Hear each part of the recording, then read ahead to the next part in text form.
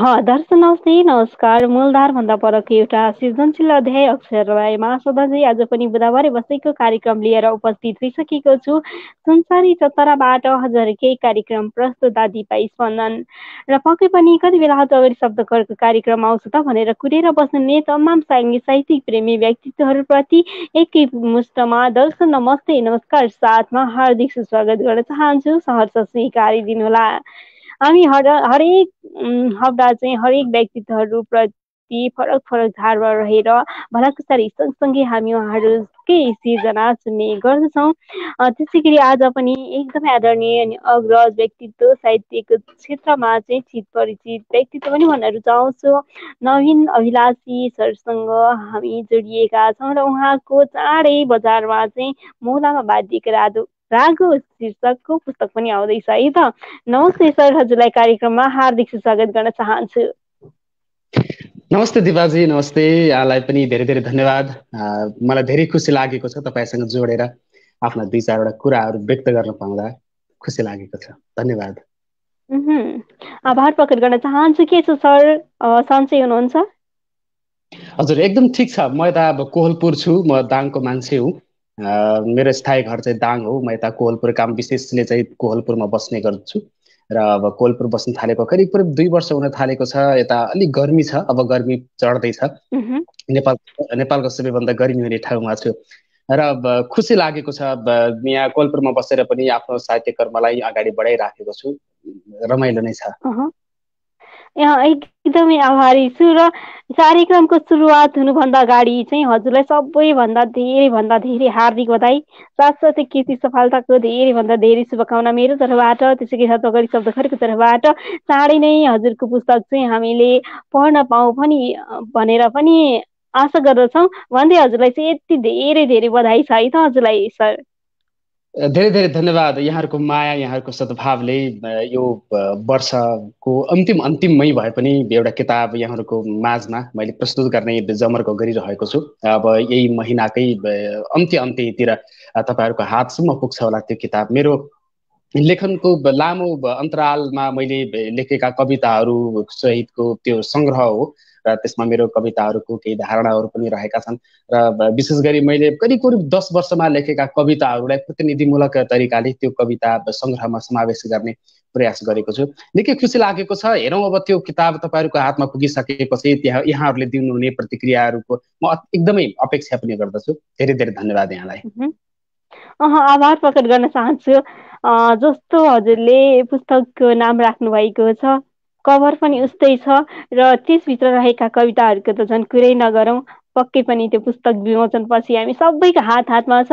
अहिलेलाई भने उहाँ हजुरलाई धेरै बधाईको साथमा आभार प्रकट गर्दै हामी कार्यक्रमको सुरुवाती चरणमा छौँ। कार्यक्रमको सुरुवाती चरणमा हुँदा पनि धेरैले निहालिरहनु भएको छ र के भन्न जतिजनाले निहालिरहनु भएको छ हजुर सम्पूर्णलाई के भन्न चाहन्छु भने सर्वप्रथम त हजुरहरू यस कार्यक्रमलाई नछुट्टै हेर्न चाहनुहुन्छ भने हतगढी शब्दखरको पेजलाई फलो गर्नको लागि नभुल्नुहोला, लाइक गर्नको लागि नभुल्नुहोला। त्यसै गरी हतगढी अनलाइन टिभी युट्युब च्यानल रहेको छ, युट्युब च्यानललाई पनि सब्सक्राइब गरिदिन नभुल्नुहोला। त्यसै गरी आजको यस कार्यक्रममा चाहिँ भव्य अनि सबै बनाउनको लागि सबैभन्दा धेरै चाहिँ लाइक कमेन्ट सेयर गरिदिनको लागि नभुल्नुहोला भन्दै सर हामी कार्यक्रमको सुरुवाती छौँ। तर पनि हजुरलाई दुःख दिनैका लागि यस हतगढी शब्दघरको घर आँगनीसम्म निम्ताएको छु। हजुरलाई एउटा रचनाको निम्ति हार्दिक अनुरोध गर्न चाहन्छु। धन्यवाद दिपाजी। सुरुवातमा म एउटा कविता पढ्न चाहन्छु। यो कविता मैले अलिक केही समय अगाडि लेखेको कविता हो र विशेष गरी यो कविता चाहिँ आफ्नो जीवन प्रति, आफ्नो लक्ष्यप्रति, उद्देश्यप्रति चाहिँ कहीँ कतै पनि विचलित नभइकन अगाडि बढ्नुपर्छ भन्ने प्रेरणा दिने गर्दछ यो किताब, यो कविताले। र यसको कविताको शीर्षक मैले बाटो र लक्ष्य राखेको छु। कविताको शीर्षक चाहिँ बाटो र लक्ष्य। मित्र चप्पल हराउँदैनन् बाटाहरू।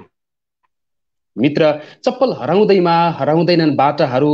बाटोको आयुले डोहोर्याउँछ लक्ष्यको सुदूर सम्भावना, तर घुम्न सक्छन् धेरै थोकहरू जीवनबाट। यी ढुङ्गाहरूले कुनै दिन आफ्नै शरीरमा खोप्नेछन् बिर्सिसकेको एउटा पुरानो गीत।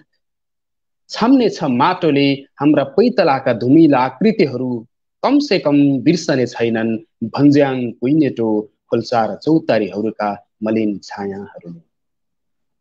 यी खोलाहरू, यी नदी र मह्म। झरनाहरू जीवनको सङ्लो गीत गाउँदै ओह्रालो लागे। यी खोलाहरू, यी नदी र झरनाहरू जीवनको सङ्लो गीत गाउँदै ओह्रालो लागे। हामी उकालोमा पसिनाको व्याकरण भत्काउँदै चढिरहेका छौँ, तर चढ्न नपरोस् फेरि समयका नीलकाँडाबाट लुछिँदै लुछिँदै, पहिरोबाट भत्किँदै भत्किँदै र वन आगोसँग सल्किँदै सल्किँदै। रङ्ग उडेका विधुवा गुराँसहरूको एउटा गाउँ आउनेछ एक दिन। रङ्ग उडेका विधुवा गुराँसहरूको एउटा गाउँ आउनेछ एक दिन। टुहुरा चराहरूले गीतको बजार थाप्नेछन्। बतासको शास्त्रीय लयमा पाखाभरि फापरको कोरस नृत्य चल्नेछ र हामी पुगेको खबर सल्लेरी वनले फैलाउनेछ। भालेले बिहान अलाप्दै गर्दा थाप्नु पर्नेछ पासो र अल्लारे सूर्यलाई छोपेर राख्नु पर्नेछ देउता थानमा। तर हिँड्नु धेरै धेरै बाँकी छ। तर हिँड्नु धेरै धेरै बाँकी छ। कहिलेकाहीँ बाटो पनि हराएर यात्रा मात्र बाँकी हुन्छ। कहिलेकाहीँ बाटो पनि हराएर यात्रा मात्र बाँकी हुन्छ। त्यसैले मित्र, बाटो पनि हराउँदैमा हराउँदैन लक्ष्यहरू। बाटो पनि हराउँदैमा हराउँदैनन् लक्ष्यहरू। धन्यवाद दिपाजी। हजुरको लागि मैले केही भन्न सकिनँ र निशब्द छु हजुरको कविताप्रति। हजुरलाई उच्च सम्मान स्वरूप यहीँबाट भए पनि ताली बजाउन चाहन्छु। भनिन्छ नि, कविता लेखेर मात्र हुँदैन, वाचन गर्नको लागि पनि सरस्वती माताको वास गरेको हुनुपर्छ आवाजमा भनेर भनिन्छ। हजुरलाई चाहिँ ठ्याक्कै जसरी कविता लेख्नुहुन्छ त्यस्तै वाचनमा शैलीमा पनि सरस्वती माताले चाहिँ आवाज प्रदान गर्नुभएको छ। हजुरलाई बधाईको साथमा आभार प्रकट गर्न चाहन्छु। र नवीन सर, हजुरलाई चाहिँ मैले केही छिन थाती राख्न चाहिँ र धेरैजनाले प्रतिक्रियाहरू दिइरहनु भएको छ। 2-4वटा प्रतिक्रिया लिन्छु र पुनः पनि हजुरसँगै जोडिन चाहन्छु। Please please.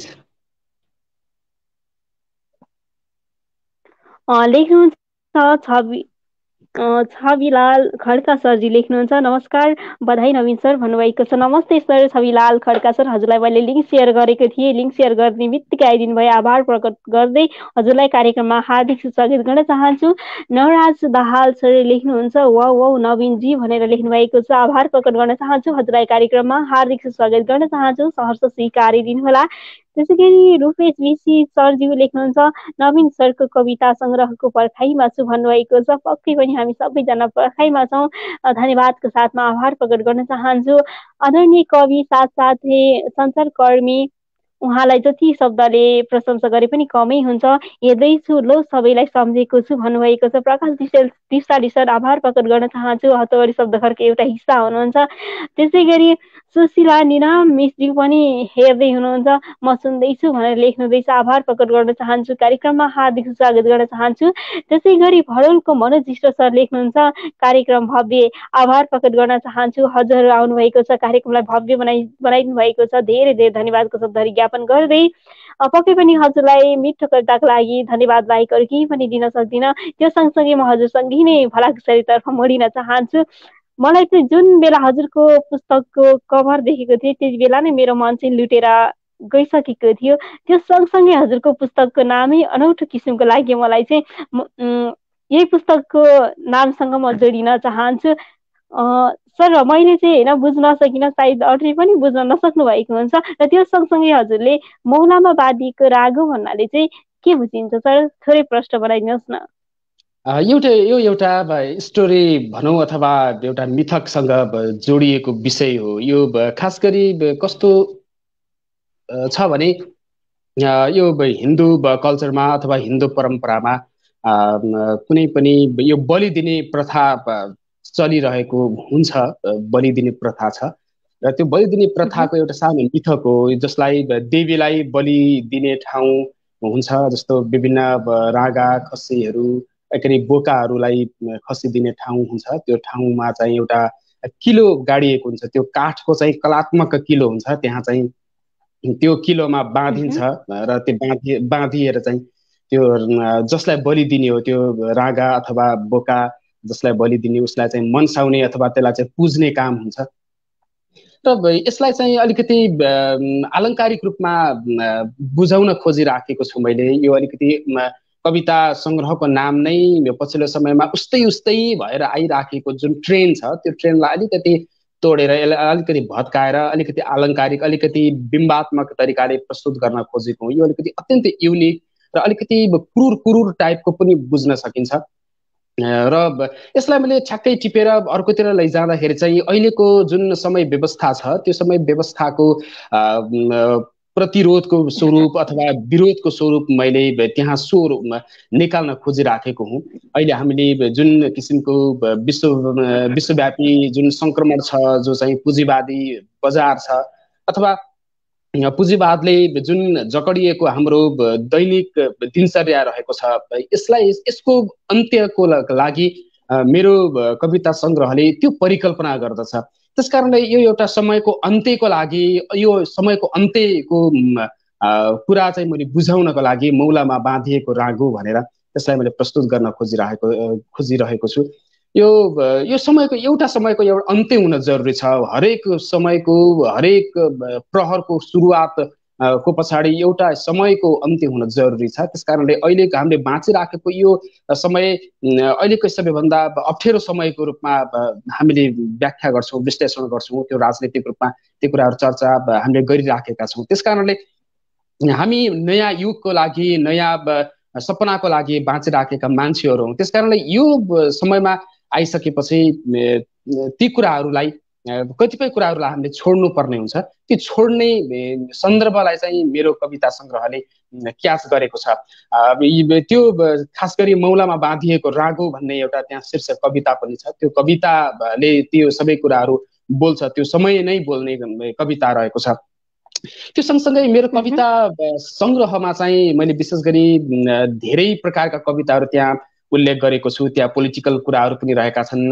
पोलिटिकल रूपमा चाहिँ विशेष गरी पहिचानका मुद्दाहरूमा उठेका विभिन्न इस्युहरू छन् जो चाहिँ दूरदराजमा रहेका भूगोलबाट पछाडि परेका होस् अथवा जातीय रूपमा चाहिँ पछाडि परेका होस् अथवा लिङ्गका आधारमा पछाडि परेका आम मानिसहरूको मैले कथाहरू त्यसमा लेखेको छु। त्यति मात्र होइन, मेरो आफ्नो ओरिजिनल जुन भोइस छ, मेरो जीवन जुन लाइफ छ त्यो लाइफका अनेक आयामहरू पनि ती कविताहरूमा मैले प्रस्तुत गरेको छु। ती कुराहरू कतिपय निराशावादी कविताको रूपमा पनि आएका छन्। कतिपय कविताहरू अत्यन्तै उग्र अथवा भनौँ न अत्यन्तै क्रान्तिकारी कविताहरू पनि मैले त्यसमा उल्लेख गरेका छु। त्यसकारणले त्यो कविता भनेको मेरो समग्र 10 वर्षको मैले सोचेको समय, मैले सोचेको जीवन, मैले भोगेको कथाहरूको एक आयामहरूलाई सङ्ग्रह गरेर मैले यो किताब बजारमा ल्याउन खोजिरहेको छु।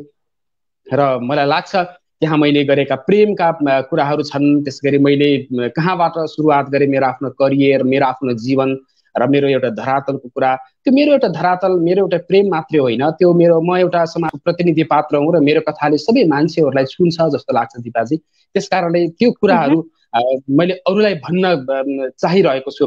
त्यसमा मैले मेरो आमाको बारेमा लेखेको छु, मेरो बुवाको बारेमा लेखेको छु, मैले बाँचेको समाजको बारेमा लेखेको छु, मैले मेरो प्रेमिकाको बारेमा लेखेको छु, मैले मेरो जातमाथि लेखेको छु, मैले मेरो साथीको जातको बारेमा लेखेको छु, मैले बाँचिराखेको यो भूगोलको विषयमा लेखेको छु र मैले भोगिराखेको म बाँच्न विवश भइरहेको यो राजनीतिक जुन परिदृश्यबाट उत्पन्न भएका विविध आयाम, विविध प्रसङ्गहरू छन्, ती प्रसङ्गहरूको विषयमा पनि मैले यथेष्ट रूपमा ती कुराहरू मैले उल्लेख गरेको छु। त्यसकारणले यो कविता सङ्ग्रह सबै मानिसहरूलाई छुने सङ्ग्रह बन्नेछ भन्ने मैले चाहिँ विश्वास राखेको छु। एकदमै पनि नवीन सरप्रति आभारी। यति मिठो प्रतिक्रिया दिनुभयो कि हजुरप्रति म चाहिँ सुनेकै भइरहेको थियो। एकदमै मजा पनि आयो है हजुरको प्रतिक्रिया सुनिरहँदा। कतिपय व्यक्तित्वहरू त अब यसको अर्थ चाहिँ के होला भनेर अन्यलाई पनि परिरहनु भएको थियो होला। जतिजनाले यस कार्यक्रमलाई निहाल्नु हुँदैछ पक्कै पनि हजुरहरूले चाहिँ थाहा पाइसक्नुभयो भन्ने पनि पूर्ण विश्वास गरेको छु। र यो सँगसँगै पुनः पनि एउटा प्रश्नतर्फ नै म मोडिन चाहन्छु। नवीन सर, हजुरले कविताको बारेमा यति धेरै चर्चा अनि परिचर्चा गरिरहँदा हजुरले कवितालाई चाहिँ कसरी परिभाषित गर्नुहुन्छ? यो एउटा एकदमै गाह्रो कुरा हो र तपाईँले यो कुरा मलाई सोध्नुहुन्छ भन्ने मलाई थाहा थियो, तर मैले यसको कुनै तयारी चाहिँ गरिराखेको छैन। किनभने यो कवितालाई म परिभाषामा बाँध्न सक्ने अथवा बाँध्ने प्रकारको मानिस पनि होइन। मैले भर्खरै कविता लेख्दै सिक्दै गरेको मानिस हुँ।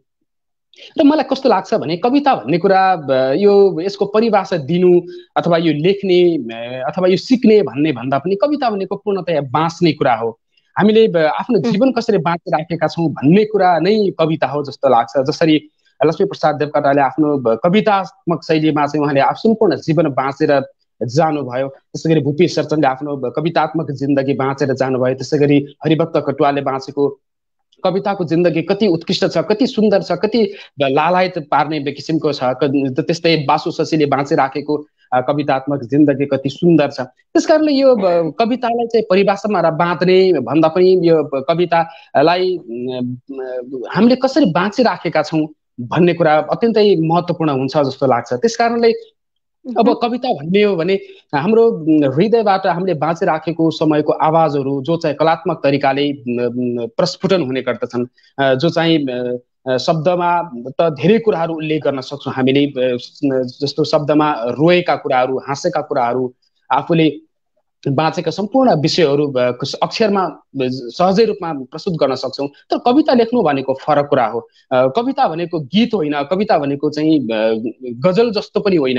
कविता भनेको केही फरक हो, जहाँ चाहिँ बिम्ब हुन्छ, प्रतीक हुन्छ, अलङ्कार हुन्छ, मिथकहरू हुन्छन्, जोडिएका हुन्छन्। त्यति मात्रै नभएर त्यो एउटा गद्य होस् अथवा पद्य होस्, त्यसमा जहाँ एउटा लय सिर्जना गरिएको हुन्छ र एउटा त्यहाँ चाहिँ एउटा वाक्यमा अथवा एउटा हरफमा सिङ्गो संरचनाहरू, सिङ्गो विषयहरू अट्न सक्ने जुन सामर्थ्य व्यक्त गरिन्छ, जो चाहिँ अर्काको मनलाई छुन सक्छ, मनले मनको जुन एउटा सम्बन्ध निर्माण गर्न सक्ने शब्दहरू हुन्छन्, हरफहरू हुन्छन्, त्यसलाई म कविता भन्न रुचाउँछु। र कविताको ठ्याक्कै यही परिभाषा छैन। विभिन्न विद्वानहरूले आफ्नो तरिकाले परिभाषा दिनुभएको छ। कविता के हो भन्यो भने त्यो मेरो आफ्नो जीवन हो, मैले बाँच्ने शैली हो भनेर मैले त्यसरी परिभाषा दिने गर्दछु। त्यसकारणले म कविता लेख्ने भन्दा पनि कविता बाँच्न रुचाउने मान्छे हुँ। कविता बाँच्ने मान्छे चाहिँ अरू मान्छेहरूभन्दा अलिकति फरक हुन्छन् जस्तो लाग्छ दिपाजी। एकदमै आभारी छु हजुरप्रति। र हजुरलाई चाहिँ मैले केही छिन थाँती राख्नै पर्ने हुन्छ, किनकि एकदमै आदरणीय अग्रज व्यक्तित्वहरूले आजको यस कार्यक्रमलाई निहालिरहनु भएको छ। जतिजनाले निहाल्नु भएको छ हार्दिक स्वागत गर्न चाहन्छु मेरो तर्फबाट। त्यसै गरी हटुवागढी शब्दघरको तर्फबाट हजुरलाई केही छिन थाँती राख्दै म चाहिँ दुई चारवटा प्रतिक्रियाहरू नै लिन चाहन्छु, किनकि एकदमै आदरणीय अग्रज व्यक्तित्वहरूले निहालिरहँदाखेरि उहाँहरूको प्रतिक्रिया भने लिनै पर्ने हुन्छ। परिक्रमा श्रेष्ठ दादा लेख्नुहुन्छ, हार्दिक शुभकामना कविज्यूलाई भनेर भन्नुभएको छ। पक्कै पनि नवीन सर स्वीकारिदिनुहोला। आभारको साथमा धेरै धेरै धन्यवाद परिक्रमा श्रेष्ठ सर। त्यसै गरी विष्णु पादुका सरज्यू लेख्नुहुन्छ, नवीनजी ढिलो आए कि फेरि पनि नमस्कार सबैमा भन्नुभएको छ। नमस्ते विष्णु पादुका सर, हजुरलाई पनि बिन्दुको वृत्त पुस्तकको धेरै धेरै बधाई तथा शुभकामना। त्यस्तै गरी राजन बस्ने सर लेख्नुहुन्छ, प्रेमिकाको बारेमा जाउँ सर भन्नुभएको छ। पक्कै पनि हामी सुन्ने नै छौँ, नवीन सरले सुनिसक्नु भएको छ भने पूर्ण विश्वास पनि गरेको छु। त्यसै गरी खेमराज आचार्य सर लेख्नुहुन्छ, नमस्कार सबै साहित्यिक मनहरूमा भन्नुभएको छ। नमस्ते सर, हजुरलाई कार्यक्रममा हार्दिक स्वागत गर्न चाहन्छु। त्यसै गरी विष्णु पादुका सरजी लेख्नुहुन्छ, दिपा बहिनीको पनि उत्तर प्रगतिको हार्दिक कामना भनेर भन्नुभएको छ। आभारको साथमा धेरै धेरै धन्यवादको शब्दहरू ज्ञापन गर्न चाहन्छु। र जसजनाले यस कार्यक्रमलाई निहाल्नु हुँदैछ यस कार्यक्रमलाई सेयर गरिदिनको लागि भने नभुल्नुहोला। त्यसै गरी मैले बेला बेलामा जानकारी गराउनै पर्ने हुन्छ। हजुरहरू पहिलो पटक जोडिनु भएको छ भने हटुवागढी शब्दघरको पेजलाई लाइक त्यसै गरी फलो गरिदिनुको लागि नभुल्नुहोला। भने हटुवागढी अनलाइन टिभी युट्युब च्यानल रहेको छ, त्यसलाई पनि सब्सक्राइब गरिदिन नभुल्नुहोला। नवीन नेपाली सरजी लेख्नुहुन्छ, नमस्ते भनेर लेख्नुभएको छ। नमस्ते सर, हजुरलाई कार्यक्रममा स्वागत गर्न चाहन्छु। पहिलो पटक जोडिनु भएको छ, आभार प्रकट गर्न चाहन्छु। सँगसँगै नवीन सर, हामीले भागसारी पनि गऱ्यौँ, प्रतिक्रियाहरू पनि दियौँ। अबको वर्ष भने पुनः पनि हजुरलाई दुःख दिनैको लागि मैले अघि नै भनिसकेको छु, दुःख दिनैको लागि यस स्टेजसम्म निम्ताएको छु। पुनः पनि हजुरलाई एउटा कविताको निम्ति हार्दिक अनुरोध गर्न चाहन्छु। धन्यवाद दिपाजी। म एउटा कविता पढ्न चाहन्छु। यो कविता संयोगले प्रेम कविता नै परेको छ। यो प्रेम कविता हो। मैले लेखेका कविताहरू मध्ये सबैभन्दा बढी छन् होला प्रेम कविताहरू। प्रेम कविता विभिन्न आयामका प्रेम कविताहरू छन्। यो कविता चाहिँ एकजना प्रेमिका, कुनै एक प्रेमिका चाहिँ देश छोडेर बाहिर गइसकेपछिको एउटा कथा हो। त्यो कथा म यहाँ सुनाउन चाहन्छु। कविताको शीर्षक छ जहाज चढेको जुन। जहाज चढेको जुन। तिमीलाई आउँछ आउँदैन होला याद, कुनै खबर छैन तिम्रो, लाग्छ लाग्दैन होला माया। तिमीलाई आउँछ आउँदैन होला याद, कुनै खबर छैन तिम्रो, लाग्छ लाग्दैन होला माया। उभिएर डढेलो लागेको टाकुरामा म पढिरहेको छु हरियो विगतको प्रेमिल डायरी, जो अन्तिम हरफहरू आँसुले लेखिएका छन्। खर्पनमा शीतल हाँसो बोकेर आकाशमा जुन उक्लिएको रात घन्टौं बाँधिन्थ्यौं टेलिफोनमा, हामी धेरै धेरै नै टाढा थियौं। भन्थ्यौ होला नहोला भेट, तर नियालिरहनु जुन, त्यही जुझ्नेछन् आँखाहरू, र जहाँ पुगे पनि पेट भइरहन्छ हाम्रो। तिमीले भन्थ्यौ होला नहोला भेट, तर निहालिरहनु त्यो जुन, त्यही जुझ्नेछन् आँखाहरू, र जहाँ पुगे पनि भेट भइरहनेछ हाम्रो। तर एक दिन हामी फुलबारीमा भेटिएका थियौं, एक दिन होटलको बन्द कोठाभित्र, पोखिएकी थियौ तिमी गजलका मदहोस शेरहरूमा, म काव्यका हरफहरूमा। भिजेर एउटै झरीमा रोएका थियौं रातभर, बिहानै फुङ्ग उडेको अनुहार लिएर छुट्टिएका थियौं। भिजेर एउटै झरीमा रोएका थियौं रातभर, बिहानै फुङ्ग उडेको अनुहार लिएर छुट्टिएका थियौं। धेरै वर्षपछि कुनै विकट गाउँमा भेटियौ तिमी, धेरै वर्षपछि कुनै विकट गाउँमा भेटियौ तिमी, पातहरू खसेको आरुको बोट जस्तो निक्लो थियौ। हुन सक्छ हुरीले लासेको रुख जस्तो थिए म, तर त्यो जुन उस्तै थियो। विरक्त रातमा मुस्कानको प्याला पिलाएर कहाँ जान्छ जुन, यसरी बेपत्ता भएर आधा महिना मैले भाँचेन हिसाबका औँलाहरू। एक दिन तिमीले देश छोडेको हल्ला थियो देशमा, त्यो दिन औँसी थियो। एक दिन तिमीले देश छोडेको हल्ला थियो देशमा, त्यो दिन औँसी थियो। सोचेको थिएँ जहाजमा जुन नै लिएर गयो, तर फर्किएनन् जुनसँगै तिम्रा मुस्कानहरू।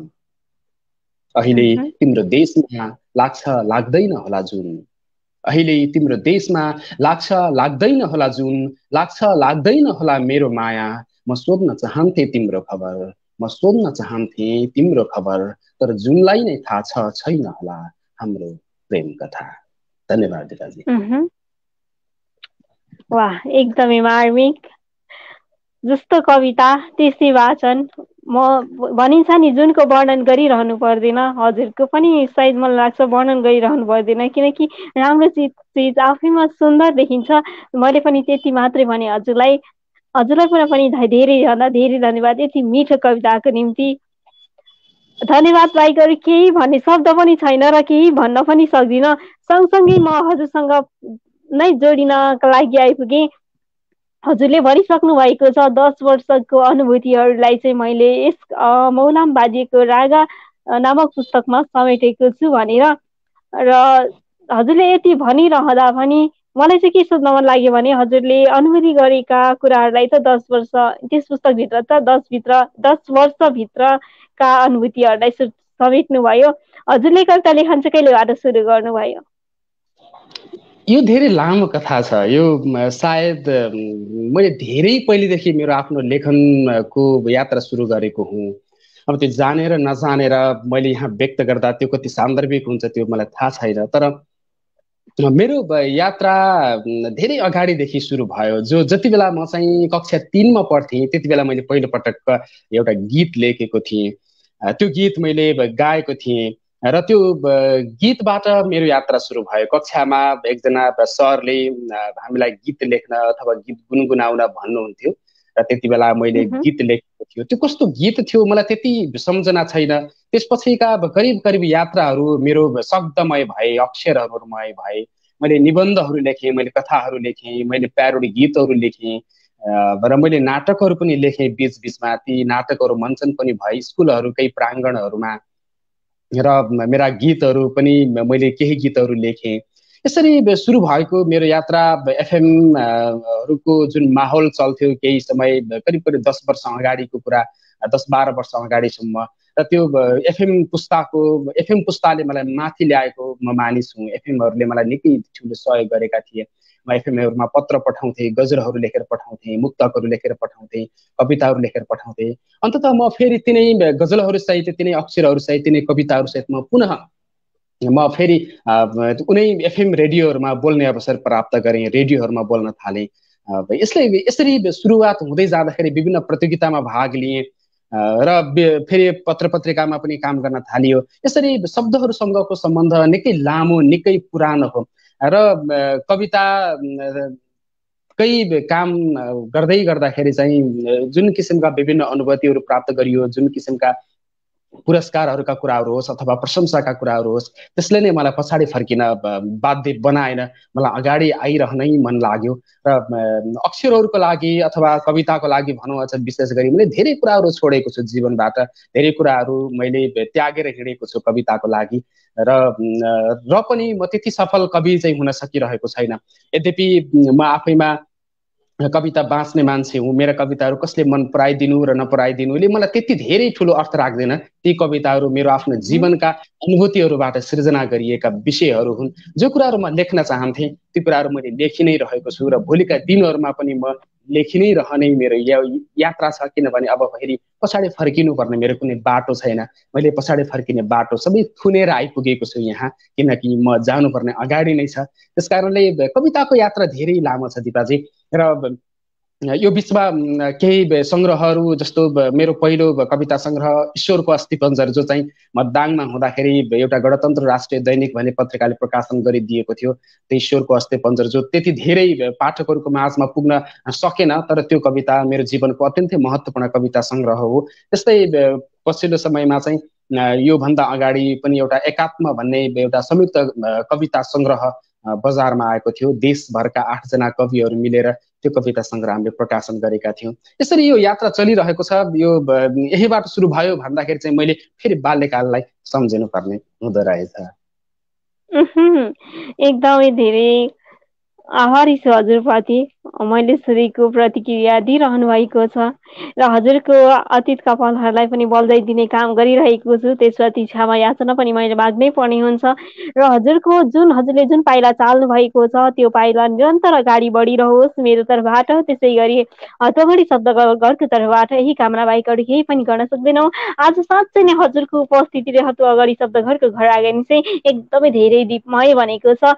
आभार प्रकट गर्न चाहन्छु। सँगसँगै हजुरलाई केही छिन मैले थाती राख्नै पर्ने हुन्छ। हजुरलाई केही छिन थाती राख्दै म प्रतिक्रियाहरू लिनतर्फ नै मोडिन चाहन्छु। विशाल जिम्बाचरले दादा लेख्नुहुन्छ, दिपा बहिनी नमस्कार लेख्नुभएको छ। नमस्ते दादा, हजुरलाई कार्यक्रममा हार्दिक स्वागत गर्न चाहन्छु। पहिलोपटक कार्यक्रममा जोडिनु भएको छ, आभार प्रकट गर्न चाहन्छु हजुरप्रति। सञ्जीव राई दादा लेख्नुहुन्छ, तपाईँ दुवैलाई मिठो सम्झना भन्नुभएको छ। यताबाट पनि उस्तै माया अनि उस्तै सम्झनाका कोसेलीहरू पठाउन चाहे दादा। त्यसै गरी खेमराज आचार्य सर लेख्नुहुन्छ, अति सुन्दर कविता नवीनजी, म कता कता हराए चाहिँ भए। धेरै धेरै धन्यवाद भन्नुभएको छ। त्यति धेरै नहराउनुहोला, आभार प्रकट गर्न चाहन्छु हजुरलाई। विष्णु पादुका सर लेख्नुहुन्छ, यति धेरै प्रतिभा भएर पनि एक छुपा रुस्तम पो नवीनजी भनेर लेख्नु भएको छ। पक्कै पनि हजुरप्रति यो मिठो प्रतिक्रियाको निम्ति आभार प्रकट गर्न चाहन्छु। राजन बस्ते सर ज्यू लेख्नुहुन्छ, गुड पोइम, आभार प्रकट गर्न चाहन्छु हजुरलाई यति मिठो प्रतिक्रियाको निम्ति। जतिजनाले प्रतिक्रिया जनाउनु भयो आभार प्रकट गर्न चाहन्छु। हेरेर साथ दिनुहुँदैछ हजुर सम्पूर्णप्रति एकै मुष्टमा हार्दिक र मनको साथमा हार्दिक आभारका शब्दहरू ज्ञापन गर्दै पुनः पनि हामीले कति धेरै भलाकुसारी गरेको भने त तपाईँहरूलाई लागि नै सकियो होला। र पुनः पनि मैले चाहिँ भनिसकेको छु, म बारम्बार त्यही कुरा दोहोऱ्याउन चाहन्छु। उहाँलाई मैले दुःख दिनकै लागि बोलाएको छु र पक्कै पनि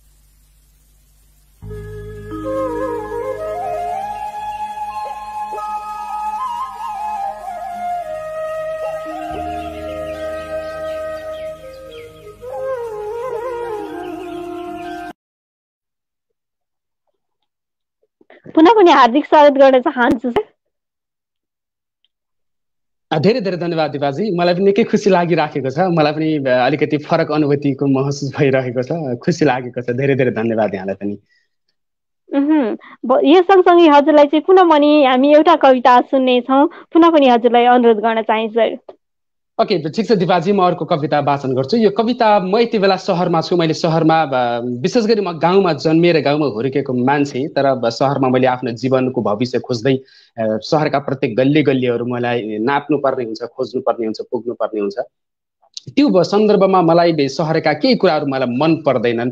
जो चाहिँ यो चाहिँ समयले होस् अथवा परिस्थितिले त्यो कुराहरू निर्माण गर्दो रहेछ। म त्यो सम्बन्धी एउटा कविता छ, सहरको छाया भन्ने शीर्षकको कविता। यो कविता मैले कतै नसुनाएको कविता हो, आज म पहिलोपटक यो कविता सुनाउँदैछु। म यही कविता वाचन गर्न चाहन्छु। सहरको छाया। म्यानभित्र निदाएको तरबारको नोक जस्तो देखिन्छ सहर। म्यानभित्र निदाएको तरबारको नोक जस्तो देखिन्छ सहर। हटाएर चोकबाट वर्षौं पुरानो महाराजको शालिग अहिले जिउँदा शालिगहरू युद्धमा छन्। हटाएर चोकबाट वर्षौं पुरानो महाराजको शालिग अहिले जिउँदा शालिगहरू युद्धमा छन्। सस्तो फुटकरमा छन् शरीरहरू, थोकमा लिलाम सपनाहरू बेचेर बुनिन्छ करोडौंका षड्यन्त्रहरू। सहरमा मृत्युको पनि बजार मूल्य छ। सस्तो फुटकरमा छन् शरीरहरू, थोकमा लिलाम सपनाहरू बेचेर बुनिन्छ करोडौंका षड्यन्त्रहरू। सहरमा मृत्युको पनि बजार मूल्य छ। लडेको छ दरहरा र अग्लिएर छोएको छ अहमले आकाश। मूर्ति बेचेर चलेको छ धर्म। कामुको टुडाल मुनतिर मधोस छन् नाङ्गा मानिसहरू र चोकमा बसेर आमाहरू ओइलाएको साग बेचिरहेछन्। सहरमा बाँच्न त कि किन्ने हुनुपर्छ कि बेच्ने हुनुपर्छ। सहरमा बाँच्न त कि किन्ने हुनुपर्छ कि बेच्ने हुनुपर्छ।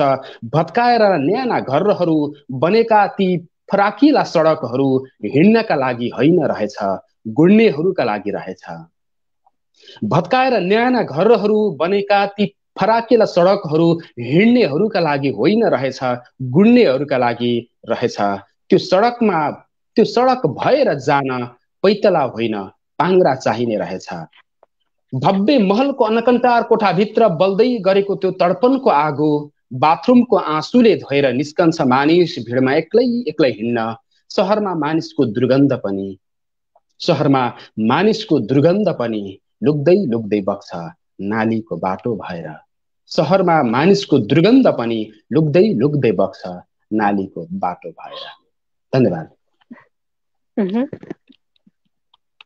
हजुरको लागि मसँग शब्द नै छैन, मैले भनिसकेको छु। हजुरको लागि उच्च सम्मान स्वरूप यही ताली छ। एकदमै मार्मिक कविता, जो सहरमा बसेर पनि अब त्यस्तै हो है, सहरमा गाउँमा बसेपछि गाउँको र सहरको रहन सहन रीतिरिवाज संस्कृति त अलग्गै भइहाल्छ, तर पनि हामीले एडजस्ट चाहिँ गर्नै पर्ने हुन्छ। र एकदमै मिठो कविताको निम्ति हजुरप्रति आभार प्रकट गर्न चाहन्छु। र सँगसँगै हामी थोरै भलाकुसारी गर्नेछौँ। हामी समयको अन्तिम बसाइमा पुग्ने बेला पनि भइसकेको छ। र सो हजुरलाई के भन्न चाहन्छु भने, हजुरले यसरी यति धेरै कविताहरू लेखिरहँदाखेरि त भनिन्छ नि साहित्यमा त भविष्य छैन। किनकि हामीले साहित्य लेखेर मात्रै उस्तै राम्रो लेख्ने साहित्यकारहरूले चाहिँ अब साहित्य रचना गरेर नै आफ्नो जीविका चलाउन सक्नुहुन्छ। तर जो हामी निम्न वर्गका छौँ, उहाँहरूले चाहिँ अब साहित्य मात्रै लेखेर चाहिँ जीविका चलाउन सक्नुहुन्न। र भनिन्छ साहित्यमा भविष्य छैन भनेर पनि भन्ने गरेको पाइन्छ कतिपय ठाउँमा। हजुर चाहिँ के भन्न चाहनुहुन्छ?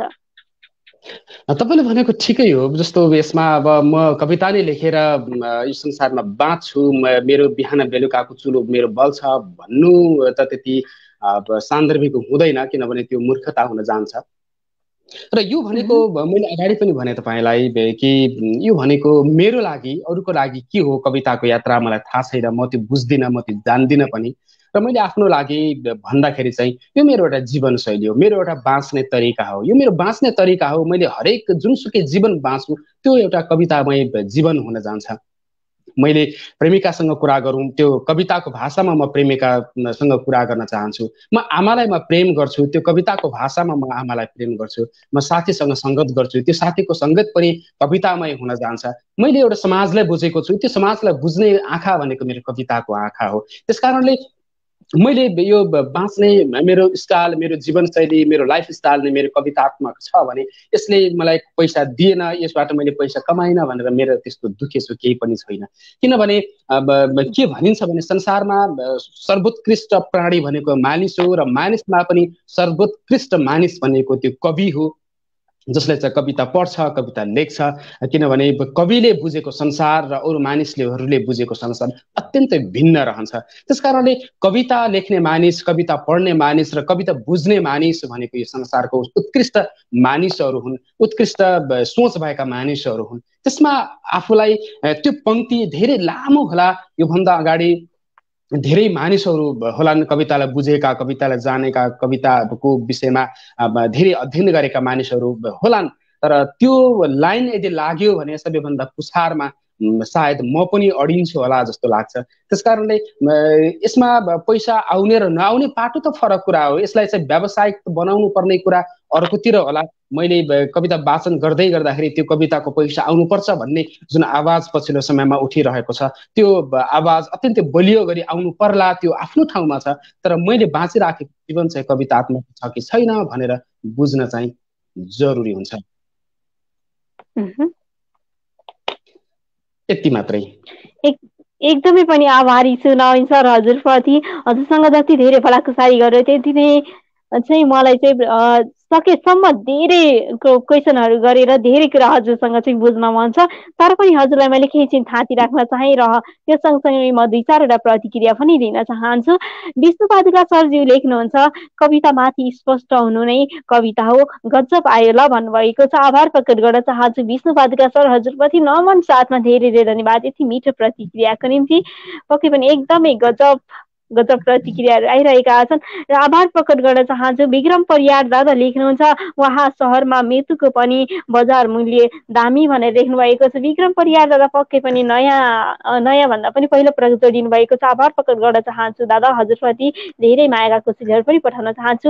रुमानी कुलुङ दादा लेख्नु हुँदैछ, साँच्चै सुन्दर कविता। आभार प्रकट गर्न चाहन्छु दादा हजुरलाई। कार्यक्रममा सुस्वागतसँगै धेरै धेरै धन्यवाद। त्यसै गरी मृदुल दादा लेख्नुहुन्छ, पान्थरबाट हेर्दैछु ल भन्नुभएको छ। नमस्ते दादा, सुस्वागत छ कार्यक्रममा। धेरै धेरै धन्यवाद कार्यक्रममा आउनु भएको छ। कार्यक्रममा भव्य नि सबै बनाइनु भएको छ। धेरै धेरै आभारी छौँ हामी हतौडी शब्दको होल युनिट भन्दै पुनः पनि हामी थोरै भलाकुसारी पनि गऱ्यौँ। कार्यक्रमको समयले पनि डाँडा काटेर जाने बेला भइसकेको छ। एउटा छोटो मिठो प्रतिक्रिया लिन चाहन्छु। सर हजुरले चाहिँ कविता लेखिरहनु भएको छ, जो पछिल्लो पुस्तामा म जस्ता साना साना भाइ बहिनीहरू उहाँहरूलाई चाहिँ के भन्न चाहनुहुन्छ? यसमा भाइ बहिनी अथवा साना साना भन्ने नै हुँदैन होला होइन। तपाईँले कवितालाई बुझ्ने सामर्थ्य कति राख्नुहुन्छ भन्ने कुरा बढी महत्त्वपूर्ण हुन्छ।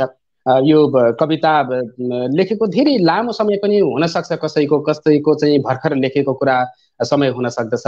लामो लेख्दैमा राम्रो लामो समयसम्म लेखेका मान्छेहरूले राम्रो लेख्ने र भर्खरै लेखेका मान्छेहरूले नराम्रो लेख्ने भन्ने त्यो पक्कै पनि हुँदैन। किनभने चेतना को जुन एउटा एक्सेप्ट गर्न सक्ने जुन सामर्थ्य हुनुपर्छ पहिला कविमा। नयाँ समयको चेतलाई चाहिँ समात्न सक्ने हुनुपर्दछ। हामीले अहिले 21औं शताब्दीको जुन दौरानमा रहेका छौँ, हामी अहिलेको समय अनुसार नै सोच्नुपर्छ, अहिलेको समय अनुसार नै बग्नुपर्छ। हामीले 18औं शताब्दी 19औं शताब्दीलाई लिएर हिँड्यौँ भने हामी कवि हुन सक्दैनौँ। हामी कविता त लेख्छौँ, तर ती कविताहरूले कुनै पनि किसिमको नयाँ अर्थ राख्न सक्दैन। त्यसकारणले सोच्ने भनेको नयाँ सोच्ने हो, गर्ने भनेको नयाँ गर्ने हो।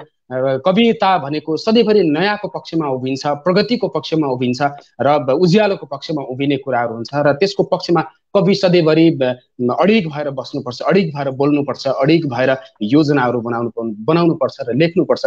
त्यसकारणले कविता पढ्ने कुरामा कहिले पनि कन्जुसाइ गर्नु हुँदैन। तपाईँले कवितालाई चाहिँ पढ्ने कुरा जुन छ र त्यो पढेको कवितालाई एक्सेप्ट गर्ने र महसुस गर्ने कुरा यदि तपाईँले त्यो सक्नुभयो भने तपाईँ कवि हुनुभयो। मानिस धेरै हुन्छन्, सबैसँग कवि हृदय हुन्छ त्यस्तै जो चाहिँ, तर कवि हृदय एक्टिभ भइसकेको नहुन पनि सक्छ। हामी भन्छौँ थर्ड आईको कुराहरू गर्छौँ, आध्यात्मिक क्षेत्रमा लागेका मान्छेहरूले त्यो कुराहरू गर्नुहुन्छ। सबैको थर्ड आई हुन्छ, तर त्यो थर्ड आई चाहिँ एक्टिभ नभएको भनेर भन्छन् नि, त्यस्तै हो। कविको मन सबैसँग हुन्छ, तर त्यो कविको मन भन्ने कुरालाई एक्टिभ बनाउनको लागि तपाईँले कविता पढ्नुपर्छ। र कविता पढेर मात्रै हुँदैन, त्यो कवितामा तपाईँ बाँच्नु पनि पर्छ। जसरी लक्ष्मीप्रसाद देवकोटा बाँचेका थिए, जसरी बासु शशीहरू बाँचेका थिए, जसरी चाहिँ हरिभक्त कटुवालहरू बाँचेका थिए। त्यो बाँच्नु भनेको त्यो दुःखदायी जीवन होला, त्यस्तो लाग्छ मान्छेहरूलाई, तर त्यो जीवनभित्रको आनन्द कति महत्त्वपूर्ण हुन्छ, कति मिठो हुन्छ भन्ने कुरा त्यो कविले मात्रै महसुस गर्न सक्छ। त्यसकारणले कविता भनेको बाँच्ने कुरा हो, मलाई चाहिँ यस्तो लाग्छ। आभार प्रकट गर्न चाहन्छु हजुरप्रति, एकदमै धेरै धेरै धन्यवाद। सँगसँगै मैले चाहिँ अबको चाहिँ भने आजको यस कार्यक्रमको अन्तिम कविता वाचन गरिदिनुको निम्ति पनि विनम्र अनुरोध गर्न चाहन्छु सर। धन्यवाद दिपाजी। हामी अब कार्यक्रमको अन्तिम चरणमा छौँ। अन्तिम चरणमा चाहिँ म अलिकति निराशावादी कविताहरू केही एउटा कविता म पढ्न चाहन्छु। यो कविता मैले दाङ हुँदा केही वर्षै अगाडि लेखेको थिएँ। म त्यति बेलाको जुन एउटा ह्याङओभर थियो होला मसँग, त्यति बेला कुन मुडमा लेखेको थिएँ त्यही कविता म प्रस्तुत गर्न चाहन्छु। यो कविता चाहिँ मेरो आफ्नो लाइफस्टाइलसँग पनि अत्यन्तै नजिकसँग जोडिएको कविता हो। त्यो कविताको शीर्षक छ अन्तिम साँझ र रहस्यहरू। अन्तिम साँझ र रहस्य। त्यो साँझ अन्तिम होस् जहाँ एक एक गरी खोल्न सकौँ आफ्नै रहस्यहरू। त्यो साँझ अन्तिम होस् जहाँ एक एक गरी खोल्न सकौँ आफ्नै रहस्यहरू। पहिलो पटक पिएर मदिरा भन्न सकौँ त्यो हुँची केटी कपाल मिलाउँदै किन निस्केकी थिए मेरो कोठाबाट। पहिलो पटक कविता प्रतियोगितामा जितेको तकमा कहाँ छ? पहिलो पटक कविता प्रतियोगितामा जितेको तकमा कहाँ छ? हरदम मसँग रातो कलम किन हुन्छ? कोठाको दक्षिणी भित्तामा किन टाँसे मैले बाउको तस्बिर र किन मैले धर्म मान्दिन? पहिलो पटक कविता प्रतियोगितामा जितेको तकमा कहाँ छ? हरदम मसँग रातो कलम किन हुन्छ? कोठाको दक्षिणी भित्तामा किन टाँसे मैले बाउको तस्बिर र मैले किन धर्म मान्दिन? किन जलाए मैले जन्मदिनका शुभकामना कार्डहरू? मेरो घरको रङ सधैँ किन हरियो हुन्छ? म किन सबैलाई कप सेटको उपहार दिन्छु र वर्षौं पहिले यी चोकमा म के गर्थे? किन बनाउन छोडे मूर्ति र कोर्न छोडे चित्रहरू मैले? किन लेखे कविता र गाएँ गीतहरू विद्रोहका? म सधैँ झोला किन बोक्छु? किन बल्छ सधैँ मध्यरातमा मेरो कोठाको बत्ती र म किन कम बोल्छु? अनाथालयमा गुडिया खेलाइरहने त्यो बच्ची कसको हो? के थियो त्यो आमाको सपना? अनाथालयमा गुडिया खेलाइरहने त्यो बच्ची कसको हो? के थियो मेरो आमाको सपना? र कसको थियो सुटकेसमा लुकाइ राखेको रगतको टाटा देखिने त्यो निलो पछ्यौरी? त्यो अन्तिम साँझ कसैले हेरोस् म भित्रको गहिरो खाडल। त्यो अन्तिम साँझ कसैले हेरोस् म भित्रको गहिरो खाडल र रहस्य नरहेछन् जीवनका दस्तावेजहरू र मलाई सुनेरै मृत घोषणा गरोस्। धन्यवाद। एकदमै आभारी छु यति मिठो कविता वाचनको लागि हजुरप्रति उच्च सम्मान छ र हजुरलाई केही चाहिँ थाती राख्छु र 2-4 प्रतिक्रियाहरू लिन चाहन्छु। मैले एकदमै आदरणीय अग्रज व्यक्तित्वहरू यस कार्यक्रममा जोडिनु भएको थाहा पाइसकेको छु। अन्तिम साँझ अनि रहस्यहरू जीवन बाँच्ने कविता भनेको यही हो। आभार प्रकट गर्न चाहन्छु विष्णु पादुका सर हजुरप्रति। कविता राई दिदी उपस्थित भइसक्नु भएको छ, मनी आए भर्खर भन्नुभएको छ। हार्दिक नमन दिदी, हजुरलाई कार्यक्रममा हार्दिक स्वागत गर्न चाहन्छु। त्यसै गरी विष्णु बिराही दादा लेख्नुहुन्छ सम्पूर्ण साहित्य प्रेम मनहरूमा हार्दिक नमन, म रङ पथरीबाट हेर्दैछु भन्नुभएको छ। आभार प्रकट गर्न चाहन्छु दादा, हजुरलाई धेरै धेरै धन्यवादको साथमा कार्यक्रममा स्वागत पनि गर्न चाहन्छु अन्तिम बसाइमा भए पनि है त। यही भन्दै पुनः पनि म नवीन सरसँग नै छोटो समयको निम्ति जोडिन चाहन्छु। नवीन सर, हजुरले यति मिठो कविता सुनाउनु भयो, यति मिठा मैले सोधेका हरेक प्रश्नहरूको जवाफ पनि दिनुभयो र त्यो सँगसँगै आजको यस कार्यक्रमको चाहिँ अन्तिम प्रश्न पनि सोध्न चाहन्छु। हजुरको भावी योजनाहरू के रहेका छन्, हामीलाई पनि थोरै बताइदिनुहोस् न। मेरो खासै त्यस्तो योजनाहरू, त्यति महत्त्वपूर्ण योजनाहरू खासै केही पनि छैन दिपाजी। जस्तो अब किताब प्रकाशनको अन्तिम चरणमा छ। यो अन्तिम चरणमा रहेको किताब पाठकहरूको माझमा पुर्याउने भनेको आफू पुग्नु हो र कतिपय ठाउँमा म पुग्न सकला, कतिपय नसकुला। त्यो कविता सँगसँगै मेरो स्पष्टीकरण, त्यो कवितात्मक रूपमै अगाडि बढ्नेछ। किताबले नै सबै कुराहरूको स्पष्टीकरण दिनेछ। राम्रो नराम्रो त्यसको प्रतिक्रिया लिनु नै मेरो अबको योजना रहनेछ र लेखनको यात्रा निरन्तर चलिरहेको छ। मेरो यात्राको कुरा गर्दा अबको केही वर्ष पछि नै, जस्तो अब यो वर्ष कविताको किताब आउँदैछ भने यस पछाडि चाहिँ सकभर म कथाको किताब निकाल्ने योजना बनाइरहेको छु। केही यो बिचमा मैले लेखिराखेका कथाहरूलाई सङ्ग्रह गरिराखेको छु। त्यसको सम्पादनको काम पनि अन्तिम अन्तिम चरणमा पुगिरहेको छ। त्यही कथाहरूको किताब निकाल्ने अब योजना छ। त्यो भन्दा अगाडि चाहिँ यही कविता सङ्ग्रह मौलामा बाँधिएको रागो धेरैभन्दा धेरै पाठकहरूले, धेरैभन्दा धेरै कविहरूले पढिदिनु भयो हुन्थ्यो भन्ने त्यो लोभ, त्यो आकाङ्क्षा, त्यो अभिलाषा चाहिँ मनमा छ। त्यसको लागि म हरसक्दो प्रयास चाहिँ तपाईँहरूको बिचमा पुग्ने र त्यो कविता बाँड्ने प्रयास चाहिँ म गरिराख्नेछु। यही नै हो मेरो योजना। र त्यो बाहेक चाहिँ समग्र नियमित लेखन र पठनको कुरा चाहिँ छँदैछ। जति म लेख्छु त्योभन्दा अझ बढी पढ्न रुचाउँछु म। सबै कविताहरू, सबैका कविताहरू र कवितासँग जोडिएका अरू जस्तो इतिहास धर्मका कुराहरू होस् अथवा राजनीतिका कुरा होस्, मेरो प्रोफेसनल लाइफको कुरा गर्दाखेरि म अब पत्रकार भएको हिसाबले पनि मैले धेरै कुराहरू पढ्नुपर्छ भन्ने लागेर धेरै कुराहरू पढ्न खोजिराख्छु। त्यही हो, पढ्ने र लेख्ने क्रम चाहिँ चलि नै रहनेछ दिपाजी।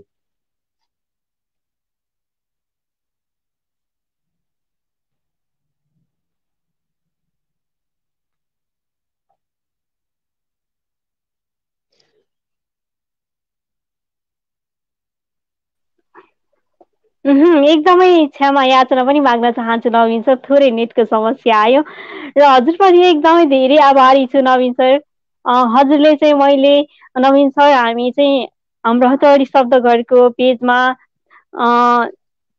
जोडियो ल भन्दाखेरि हजुरले चाहिँ एकै वचनमा हुन्छ जोडियौँ न त भनेर साथ दिनुभयो, सपोर्ट गर्नुभयो। हजुरको हरेक काम अनि व्यस्तता थियो होला, ती हरेक व्यस्ततालाई पनि थाँती राख्नुभयो। हजुरप्रति आभारी छु र हजुरलाई आउँदै गरेको कृतिको चाहिँ एकदमै धेरै शुभकामना।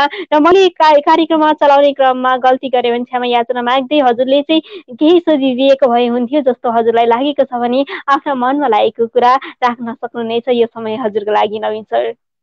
धेरै धेरै धन्यवाद दिपाजी। त्यस्तो केही पनि छैन, तपाईँले जे जति सहजीकरण गर्नुभयो मलाई मेरो आफ्नो कुराहरू व्यक्त गर्ने जुन सजिलो बाटो बनाइदिनु भयो, यो बाटोको लागि तपाईँलाई धेरै धेरै धन्यवाद। मैले नयाँ कृति बजारमा आइसकिसकेपछि अथवा आउन थालिसकेपछि कुनै न कुनै प्लेटफर्म चाहिँ बनिदियो हुन्थ्यो भन्ने त्यो लोभ चाहिँ हुँदो रहेछ। त्यसको लागि तपाईँले यो एउटा प्लेटफर्म बनाइदिनु भयो कविता सङ्ग्रह आउनुभन्दा अगाडि नै। त्यसको लागि यहाँप्रति धेरै धेरै धन्यवाद व्यक्त गर्न चाहन्छु। आज मैले सुनाएका जति 2-3वटा कविता थिए ती कविताहरू त्यो सङ्ग्रहमा छैनन्, सङ्ग्रहभन्दा बाहिरका कविताहरू हुन् र सङ्ग्रहमा एकदमै नयाँ कविताहरू, एकदमै फरक कविताहरू छन् र यस्तै यस्तै कविताहरू पनि म त्यसमा राखेको छु। त्यस कारणले पनि त्यो कविता सङ्ग्रह जुठो नहोस् भन्ने हिसाबले पनि त्यो कविता सङ्ग्रहमा रहेका कविताहरू मैले वाचन गरिनँ, मैले बाहिरकै कविताहरू वाचन गरेँ। यो प्लेटफर्मका लागि धेरै धेरै धन्यवाद। र यो भिडियो हेर्नुहुने र हामीलाई यति बेला हेरिरहनुहुने सबैलाई, सबै साहित्यिक मनहरू, कवि मनहरूप्रति धेरै धेरै आभार प्रकट व्यक्त गर्न चाहन्छु। मैले जीवनको 10 वर्षमा लेखेको समय जुन बाँचेको छु त्यो समयमा लेखेका कविताहरूको प्रतिनिधि किताब मैले भर्खरै अब आउँदै गरेको समयमा तपाईँहरूको हातमा, तपाईँहरूको समीपमा ल्याउने कोसिस गरिरहेको छु। सकभर तपाईँले कहीँ कतै यो किताब देख्नुभयो, थाहा पाउनुभयो, नजिकै छ भने तपाईँले खोजेर यसलाई पढिदिनु हुनेछ र प्रतिक्रिया दिनुहुनेछ। त्यो प्रतिक्रियाको भोको रहनेछु र त्यो तपाईँको प्रतिक्रिया र आलोचनाको म सधैँभरि सिरोपर गर्नेछु, मैले त्यसलाई एक्सेप्ट गर्नेछु भन्ने कुराहरू यहाँनिर राख्छु। र आजको यो कार्यक्रम जो विशेष गरी हतुवागढी जुन टिमले मलाई यो अवसर दियो त्यसको लागि धेरै धेरै धन्यवाद व्यक्त गर्न चाहन्छु। र विशेष गरी दिपाजी तपाईँलाई पनि धेरै धेरै धन्यवाद दिन चाहन्छु। आभार प्रकट गर्न चाहन्छु र पक्कै पनि मैले अहिलेसम्म कार्यक्रमलाई चाहिँ च्यानल निहालेर साथ दिनुभयो हजुर सम्पूर्णलाई आभारको साथमा धेरै धेरै धन्यवाद। कार्यक्रमको बारेमा राम्रो मात्र होइन नराम्रो पनि मैले गरेका हरेक गल्तीहरूप्रति ओलाइदिनु होला। गल्तीहरू आगामी दिनमा चाहिँ मैले सुधार्दै जाने मौका पाऊँ भन्दै आजको यस कार्यक्रमबाट म कार्यक्रम प्रस्तुता दिवा पनि बिदा हुन चाहन्छु। हजुरको हरेक पल शुभ रहोस्। शुभरात्रि।